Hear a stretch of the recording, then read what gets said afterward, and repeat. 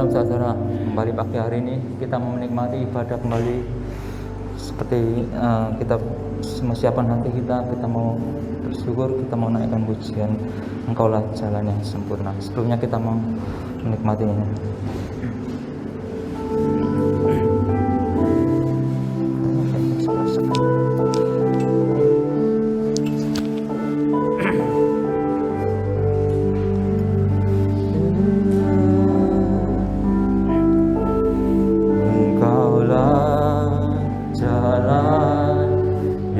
Sempurna, janjimu murni bagai emas merah, perisai perlindungan, keselamatanku.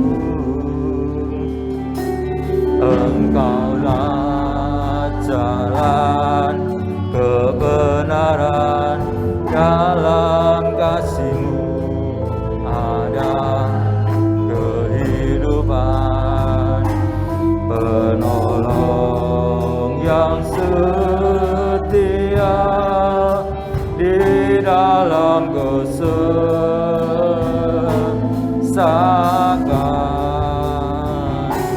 bagaikan langit yang membentang, begitu luas kasih Tuhan, tiada terhitung pertolongan-Mu dalam hidupku.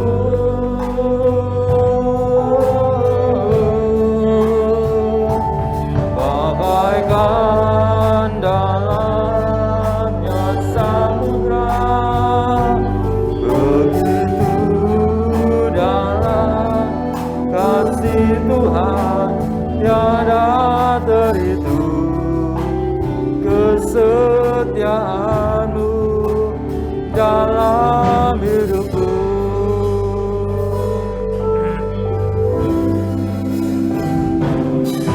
Engkaulah jalan yang sempurna, janji-Mu murni bagai emas perak, perisai perlindungan, keselamatanku.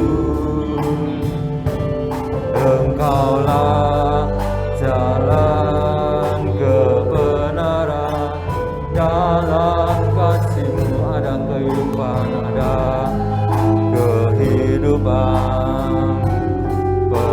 penolong yang setia di dalam kesesakan,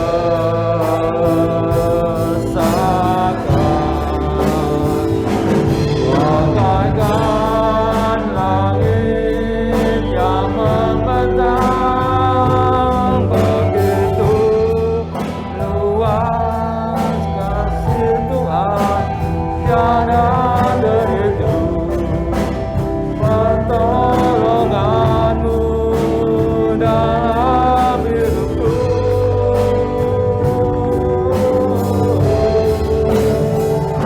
Bagaikan dalamnya samudra, begitu dalam kasih Tuhan, tiada terhitung kesetiaan-Mu dalam hidupku. Katakan bagaikan langit, bagaikan langit yang membentang, begitu luas kasih Tuhan, tiada terhitung pertolongan-Mu dalam hidupku.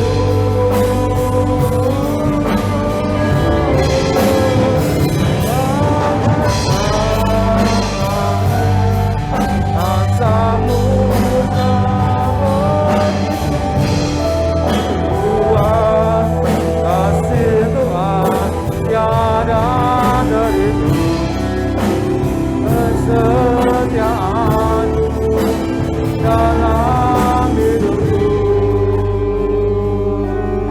katakan, bagaikan langit yang membentang, begitu luas kasih Tuhan, tiada terhitung pertolonganmu dalam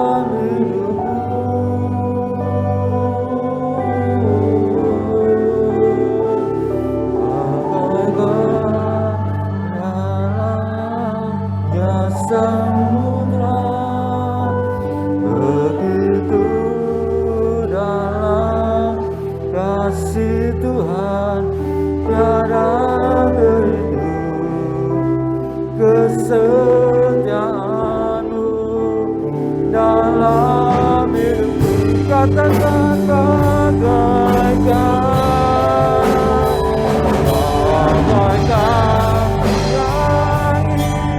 yang membentang berjuang, kasih Tuhan tiada terhitung pertolonganmu dalam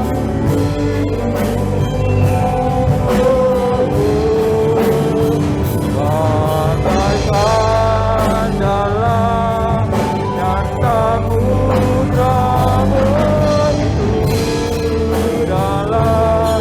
kasih Tuhan tiada terhitung kesetiaanmu dalam hidupku, tiada terhitung, tiada terhitung pertolonganmu, tiada terhitung kesetiaanmu, tiada terhitung kesetiaanmu dalam hidupku.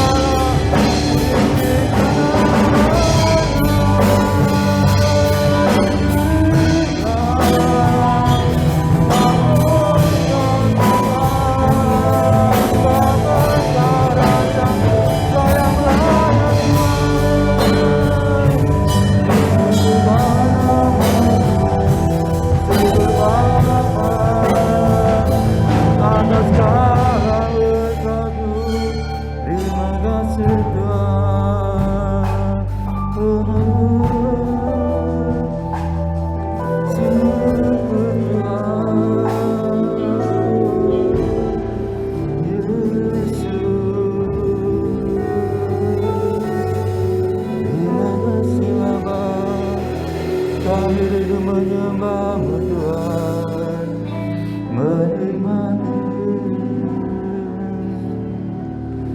Yesus.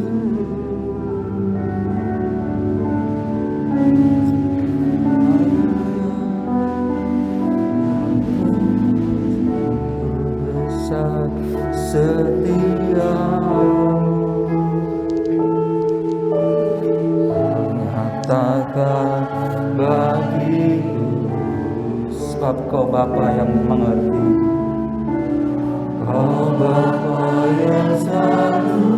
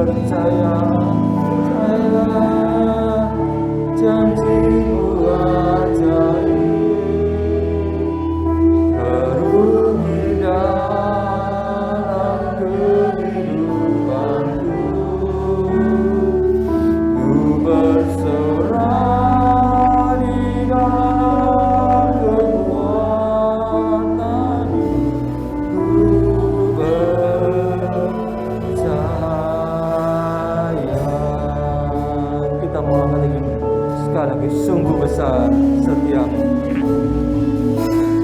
Sungguh besar setiamu,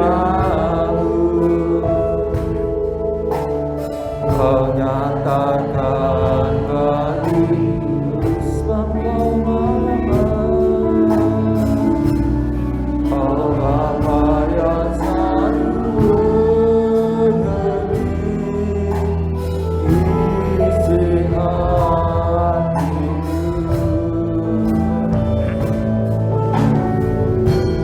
Kemuliaan-Mu Kau janjikan, aku tetap percaya, janji-Mu ajaib, terukir dalam kehidupanku. Ku berserah di dalam kekuatan-Mu, hanya Kau segalanya bagiku. Percaya janji-Mu ajaib, terukir dalam kehidupanku. Ku berserah di dalam kekuatan-Mu, ku percaya. Saudara kami berdiri.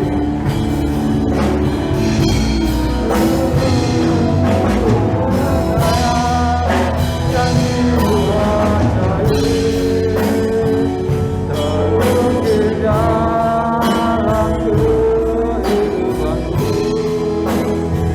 Ku berserah di dalam kekuatan-Mu, hanya Kau segalanya bagiku. Percaya janji-Mu ajaib, terukir dalam kehidupanku. Ku berserah di dalam kekuatan-Mu,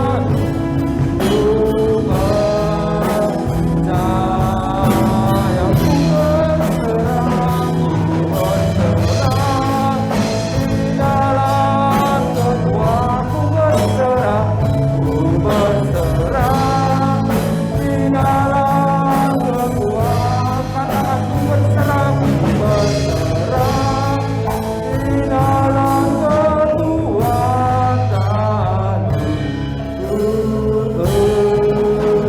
percaya.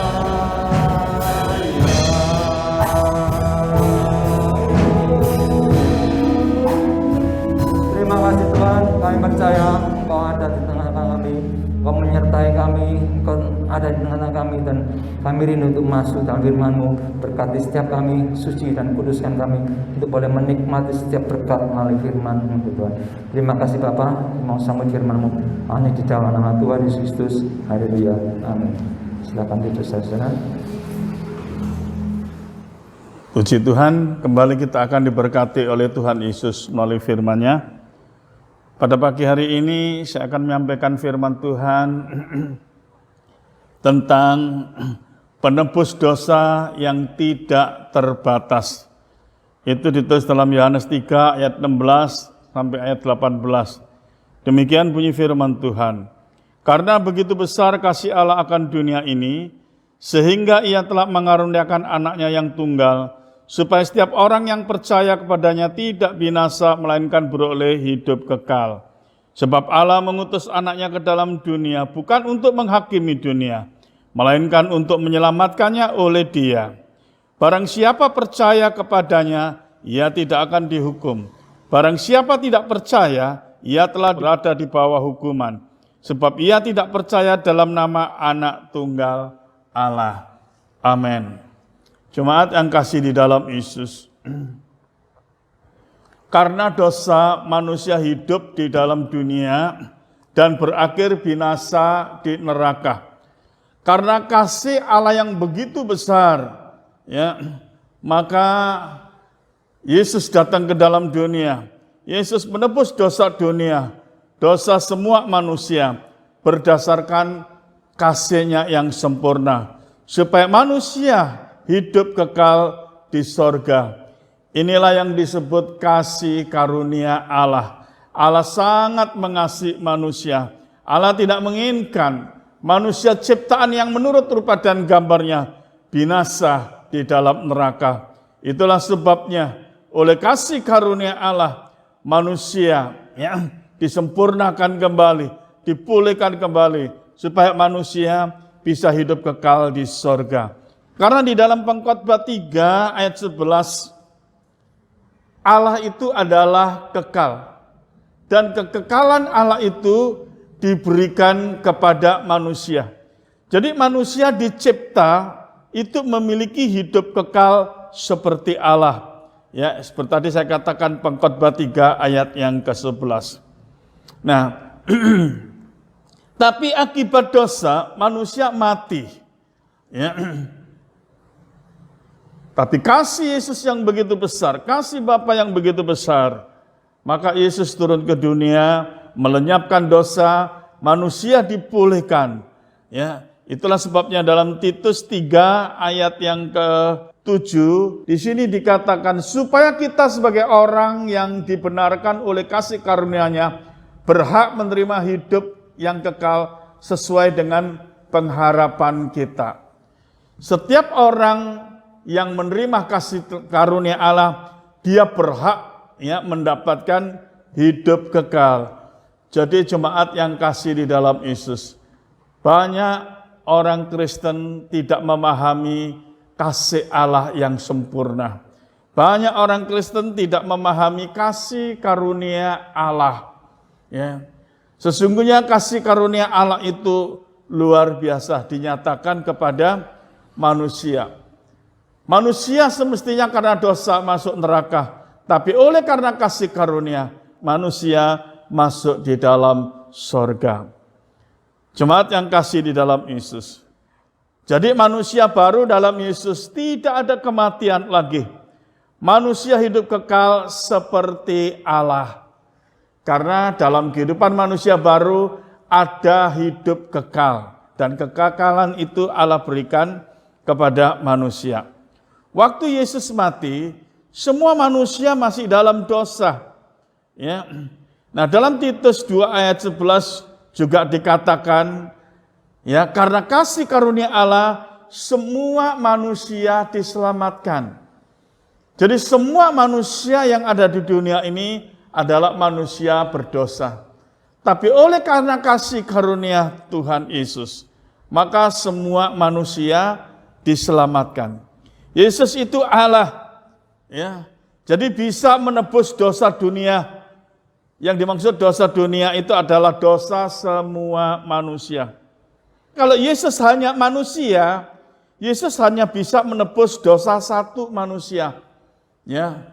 Kita melihat Taurat itu dikatakan nyawa ganti nyawa. Jadi kalau Yesus itu hanya manusia 100%, maka Yesus hanya bisa menebus ya satu manusia. Tapi karena Yesus Allah, maka penebusan Yesus itu tidak terbatas. Ya, keselamatan manusia masuk surga itu hanya oleh anugerahnya, ya, melalui imannya. Jadi jemaat yang kasih dalam Yesus, jangan kita hidup merasa ya bahwa kita ini baik, ya, baru kita bisa masuk surga. Ya. Mengapa saya katakan demikian? Karena ada pengajaran mengajarkan tanpa perbuatan baik manusia itu tidak bisa masuk surga. Nah, ini sangat bahaya. Jadi kalau manusia tidak bisa berbuat baik, berarti manusia tidak bisa masuk surga. Nah, itu kan seperti Taurat, ya. Hukum Taurat itu ada 613, ya. Satu saja hukum yang tidak terpenuhi, maka hukum semuanya itu menjadi gugur, ya. Jadi kita melihat manusia itu tidak bisa berbuat baik terus-menerus, ya. Kalau ada yang tidak baik berarti manusia tidak bisa masuk surga. Ini sesuatu pengajaran yang salah. Tuhan Yesus datang menyatakan kasih karunia pada manusia berdosa. Ya, di dalam Efesus 2 ayat 8 dan 9, ayat ini berbunyi demikian, sebab karena kasih karunia kamu diselamatkan oleh iman, itu bukan hasil usahamu, tetapi pemberian Allah. Jadi jelas ayat ini mengatakan kita diselamatkan oleh kasih karunia, ya, melalui iman. Jadi bukan hasil, ya, usaha kita, bukan karena kita baik, tapi keselamatan itu oleh kasih karunia. Artinya keselamatan itu adalah anugerah atau pemberian Allah. Dan ayat 9 ini ditegaskan lagi, itu bukan hasil usahamu, ya, bukan hasil pekerjaanmu. Jangan ada orang yang memegahkan diri, ya. Jadi kita melihat keselamatan itu, ya, bukan karena usaha kita berbuat baik. Kita diselamatkan itu oleh kasih karunia, bukan karena kita berbuat baik atau kita ini orangnya baik, ya. Nah, jadi sekali lagi, masuk surga adalah kasih karunia Tuhan, kemurahan Tuhan, anugerah bagi yang percaya Tuhan Yesus. Jadi masuk surga itu murni anugerah atau pemberian Allah melalui iman. Setelah diselamatkan, baru, ya, berbuat baik. Karena dosa sudah dilenyapkan Tuhan. Ya, karena di dalam Yesaya 64 ayat yang ke-6, demikian bunyi firman Tuhan, demikianlah kami sekalian seperti seorang najis, dan segala kesalahan kami seperti kain kotor. Kami sekalian menjadi layu seperti daun, dan kami lenyap oleh kejahatan kami. Seperti daun dilenyapkan oleh angin. Ya, jadi dikatakan di sini, ya, Yesaya 64 ayat 6, ya, kebaikan manusia itu seperti kain kotor, ya, artinya najis, ya. Nah, kalau dosa belum dihapus, berbuat baik apa saja tidak ada manfaatnya, ya, karena kebaikan manusia itu seperti kain kotor, najis, ya, karena adanya dosa yang belum dihapuskan, dosa yang belum dilenyapkan. Nah, saya akan berikan satu contoh di sini. Dosa itu seperti air kotor, hitam pekat. Saudara kasih masuk air putih, bersih tetap hitam. Misalkan di gelas ini separuh isinya air kotor hitam pekat. Ya, kalau saya masukin air putih, tetap yang kelihatan hitam pekat. Ya, nah itu gambaran dosa. Jadi kalau dosa masih ada, berbuat baik apa saja itu tidak ada manfaatnya. Ya, jadi jemaat yang kasih di dalam Yesus. Ya, jadi air yang kotor itu harus dibuang dulu, baru diisi air putih. Ya, jadi dosa itu harus dibuang dulu, baru berbuat baik. Kalau dosa belum dibuang, sekali lagi berbuat baik apa itu nggak ada manfaatnya, nggak diperhitungkan oleh Allah. Karena ya seperti saya katakan, dalam gelas masih ada air yang kotor hitam pekat, dikasih air putih tetap hitam. Ya. Nah, jemaat yang kasih di dalam Yesus, kita melihat dosa harus dibuang dulu, baru berbuat baik. Kebaikan ini bukan untuk supaya saudara masuk surga, tapi kebaikan saudara diperhitungkan sebagai pahala atau upah. Karena di dalam Injil Matius 5 ayat 19, ayat ini berbunyi demikian, karena itu siapa yang meniadakan salah satu perintah hukum Taurat, sekalipun yang paling kecil, dan mengajarkannya demikian kepada orang lain, ia akan menduduki tempat yang paling rendah di dalam kerajaan surga. Tetapi siapa yang melakukan, ya, dan mengajarkan segala perintah-perintah hukum Taurat, ia akan menduduki tempat yang tinggi di dalam kerajaan surga. Jadi kita melihat di dalam pembacaan ayat ini kita dapati ada tempat tinggi dan tempat rendah di dalam kerajaan sorga. Ya. Jadi jemaat yang kasih di dalam Yesus, kalau saudara sudah mendapat kasih karunia Tuhan, saudara sebagai umat sudah diselamatkan oleh Tuhan, dosa saudara sudah dihapus oleh Tuhan, maka perbuatan baik saudara itu sangat diperhitungkan oleh Tuhan. Perbuatan baik saudara itu akan diperhitungkan sebagai pahala atau sebagai upah, ya, atau kedudukan yang ada di dalam kerajaan sorga, ya, yang tadi dijelaskan berbeda-beda, ya.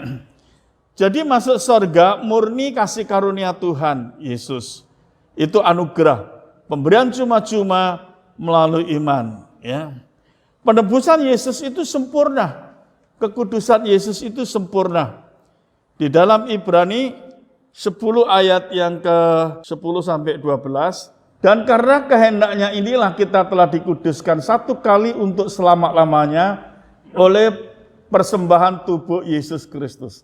Selanjutnya setiap imam melakukan tiap-tiap hari pelayanannya dan berulang-ulang mempersembahkan korban yang sama sekali tidak dapat menghapus dosa. Tetapi ia setelah mempersembahkan hanya satu korban saja karena dosa, ia duduk selama-lamanya di sebelah kanan Allah. Jadi penebusan Yesus itu sempurna. Kekudusan Yesus itu sempurna. Maka di dalam kitab Ibrani dikatakan penebusan Yesus itu sifatnya permanen, kekal. Ya, sekali untuk selama-lamanya. Ya. Atau dengan kata lain, penebusan Yesus itu tidak terbatas. Ya. Jadi jemaat yang kasih di dalam Yesus, kita harus memahami kasih karunia Allah yang begitu besar yang diberikan kepada manusia. Ya. Maka di dalam kehidupan kita harus memahami kasih karunia Allah itu dengan baik. Karena banyak orang tidak mengerti atau memahami kasih karunia Allah dengan benar. Masuk surga dikatakan kalau tanpa perbuatan baik tidak bisa masuk surga. Jadi seolah-olah ya merendahkan kasih karunia Allah. Padahal kasih karunia Allah itu sempurna.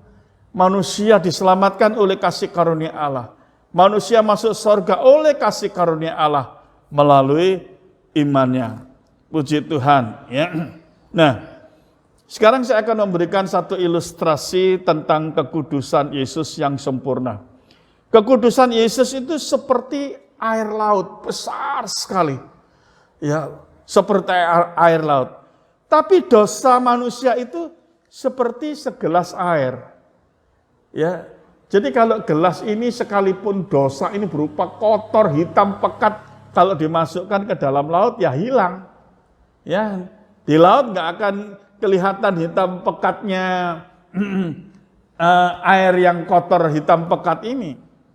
Ya, nah begitupun juga ya kekudusan Yesus itu sangat besar, sempurna. Ya, itulah sebabnya manusia yang berdosa dan mendapat kasih karunia Allah, penebusan Yesus itu tidak terbatas. Ya, itulah sebabnya orang yang mengerti kasih karunia, dia akan selalu hidup dekat dengan Tuhan dan selalu mengucap syukur atas segala kasih karunia, kebaikan yang Tuhan nyatakan atas hidupnya. Ya, jemaat yang kasih di dalam Yesus. Jadi anak-anak Tuhan itu hidup dalam kasih karunia Tuhan, ya, kemurahan Tuhan, ya. Maka hiduplah penuh mengucap syukur, karena hidup mengucap syukur itu memuliakan Tuhan, ya. Itu tuliskan di dalam Mazmur 50 ayat 23. Di dalam ayat ini kan, siapa mempersembahkan syukur sebagai korban, ia memuliakan aku, ya. Jadi anak-anak Tuhan itu hidup di dalam kasih karunia Tuhan. Mengucaplah syukur atas segala kebaikan Tuhan.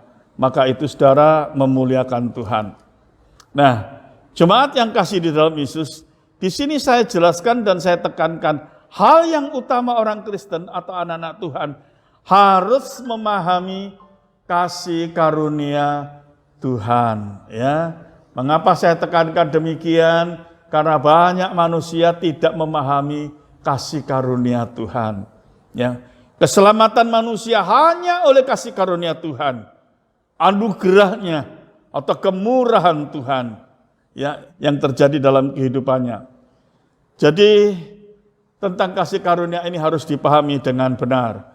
Jangan ada yang merasa diri baik, ya, sebelum menerima kasih karunia Tuhan.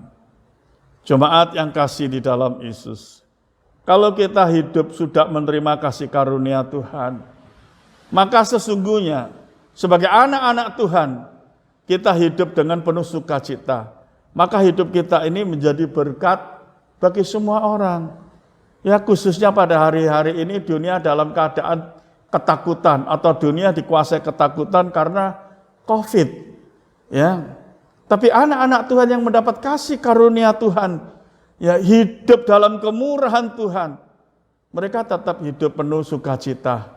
Nah, hidup seperti ini menjadi berkat bagi setiap orang dan nama Tuhan dimuliakan. Sukacita dalam Roh Kudus itu dasar kekuatan saudara. Ya, jadi ini perhatikan. Kalau saudara hidup dalam ketakutan karena COVID, hidup saudara selain tidak menjadi berkat, ya, tapi hidup saudara, ya, tidak berkenan di hadapan Tuhan. Tapi kalau dalam keadaan semua orang merasa takut karena keadaan dunia seperti ini, tapi saudara tetap bersukacita dalam Roh Kudus, ya, sekali lagi itu dasar kekuatan saudara, bukan cuma dasar kekuatan saudara, tapi itu sangat menyenangkan, ya, hati Tuhan. Dan hidup saudara menjadi berkat.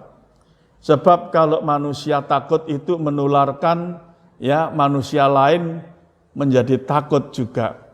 Tapi kalau kita hidup dalam sukacita, tidak ada dikuasai rasa takut, hidup kita ini menyegarkan setiap jiwa-jiwa. Ya, jemaat yang kasih di dalam Yesus, sekali lagi, penebusan Yesus itu tidak terbatas. Kasih karunia Yesus itu tidak terbatas.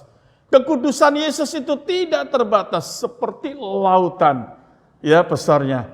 Dosa manusia itu hitam pekat, tapi cuma seperti segelas air. Ya, jadi, ya, hormatilah kasih karunia Tuhan dan mengucaplah syukur senantiasa hidup di dalam Tuhan.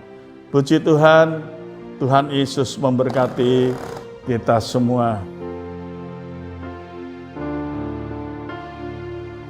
Jemaat yang kasih di dalam Yesus, saudara umat yang mendapat kasih karunia Tuhan, saudara umat yang telah diselamatkan, dan sekarang saudara dilayakkan bersekutu dengan tubuh dan darahnya. Jemaat yang kasih di dalam Yesus, ya, mari kita sama-sama bangkit berdiri dan kita angkat roti ini tinggi-tinggi di hadapan Bapa. Ini adalah tubuh Yesus, tubuh yang kudus. Dan ini diberikan bagi saya dan saudara semua sebagai umat yang telah mendapat kasih karunia Allah, supaya hidup saudara tetap kudus seperti Tuhan Yesus. Ya. Dengar bunyi firman Tuhan. Bukankah roti yang kita pecah-pecahkan adalah persekutuan dengan tubuh Kristus? Amin. Mari kita makan dengan penuh percaya.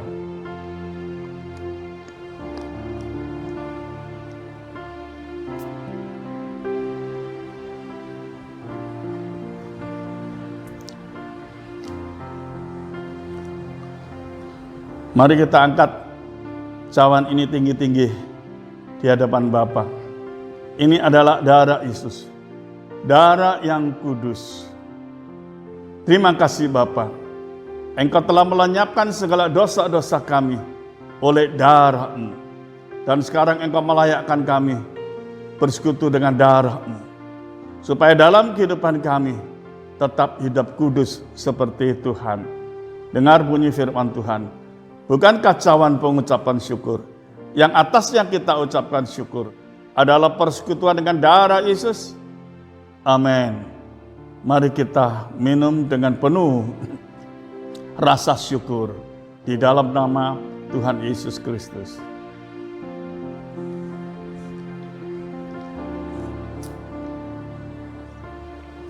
Terpujilah kebesaran-Mu ya Bapa.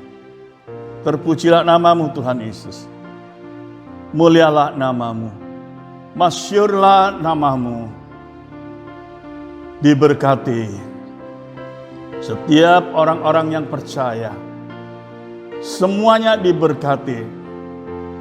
Semuanya diberi perlindungan.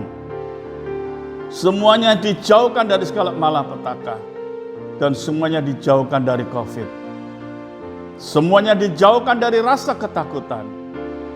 Dan umat-Mu ini Tuhan, anak-anak-Mu, hidup bersukacita di dalam Roh Kudus. Nama Tuhan Yesus dimuliakan. Itulah terletak kekuatan hidup kami ya Tuhan. Terima kasih Bapa. Terima kasih. Jemaat yang kasih di dalam Yesus. Kalau sebentar saudara akan pulang ke rumah masing-masing. Kiranya berkat dan campur tangan Tuhan Yesus tetap menyertai saudara. Sekarang jemaat yang kasih dalam Yesus, pulanglah dengan berkat dan damai sejahtera yang dianugerahkan di dalam nama Tuhan Yesus Kristus. Amin.